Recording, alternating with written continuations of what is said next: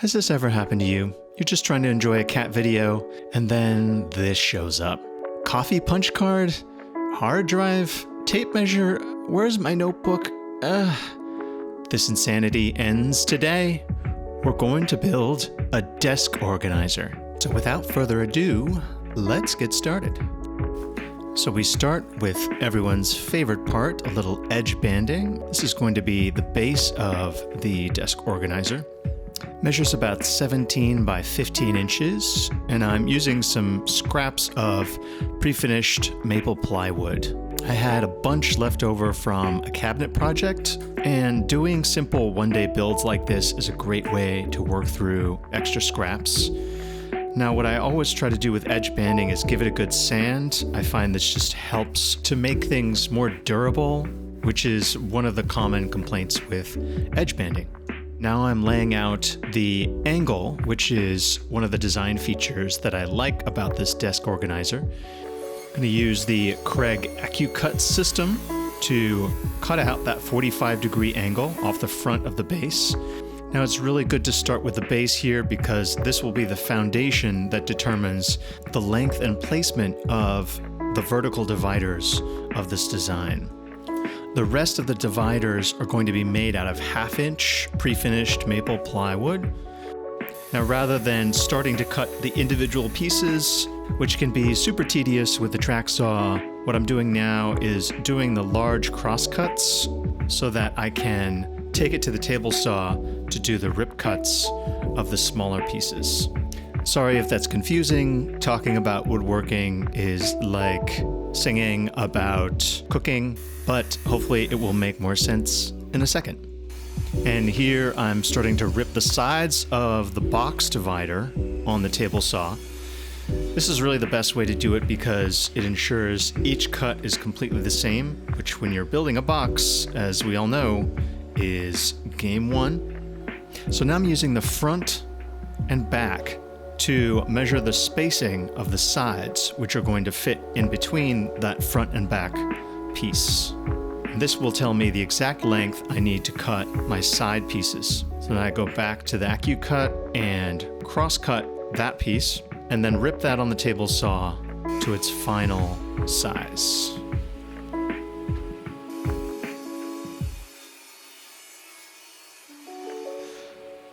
Once those are cut out, just a quick layout of the pieces just to make sure that they're fitting as I expect.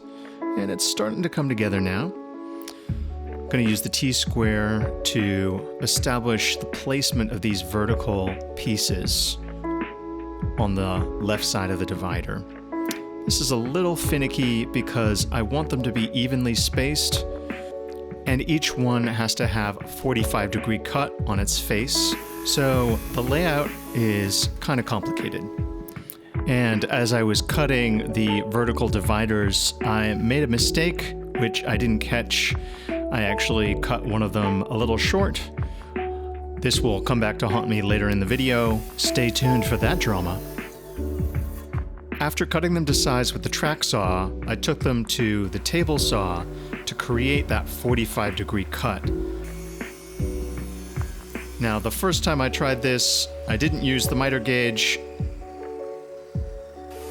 So the second time around, I used the miter gauge and snuck up on it with several passes. I felt much better about doing it this way. I felt a lot better about the results too.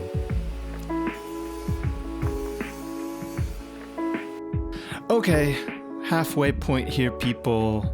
Now's the time to do the edge banding on the 45-degree angle. Not the easiest thing, not gonna lie. Was really tough to get a clean cut.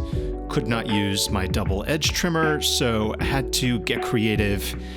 In this case, I used a chisel to get off the excess. This was also not the cleanest approach. On the other side, I tried just using the clippers to get around. In the end, I did a lot of sanding just to get it flush. If anybody has any ideas on how to do this well, please let me know. I'm open to suggestions.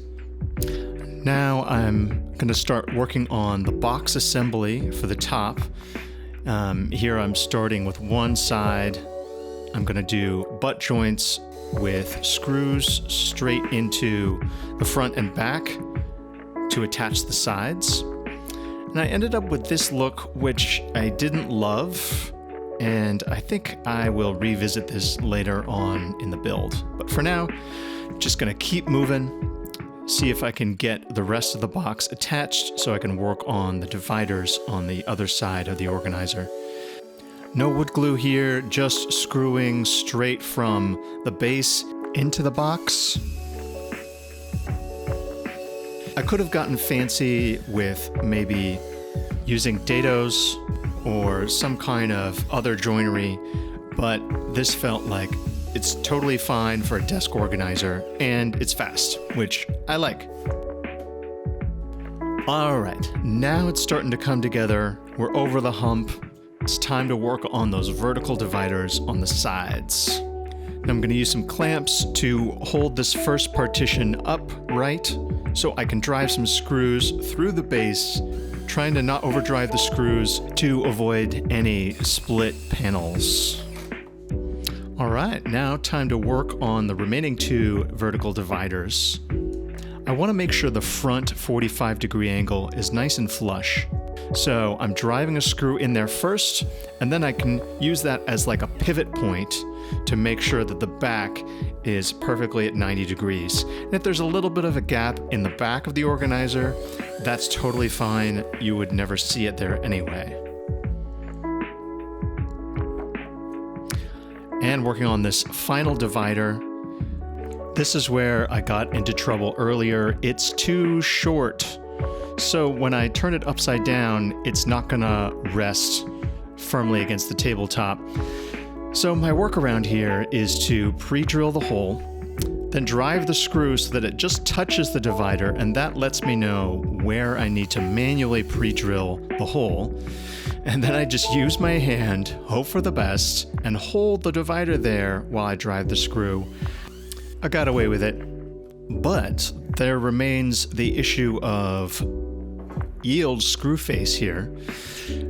What I decided to do is just remake that front panel rather than live with the sight of those screws there. So the sides are now not joined to the panel on the front.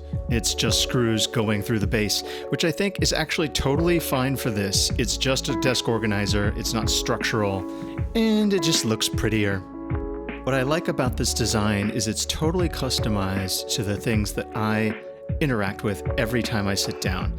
My audio interface for recording, my notebooks for capturing ideas, and all the various and assorted things that just become part of desk life. They finally have a home. And that coffee card. Anyway, super happy with how this turned out. It cost me nothing, and I learned a thing or two. Now, it's time to get back to work.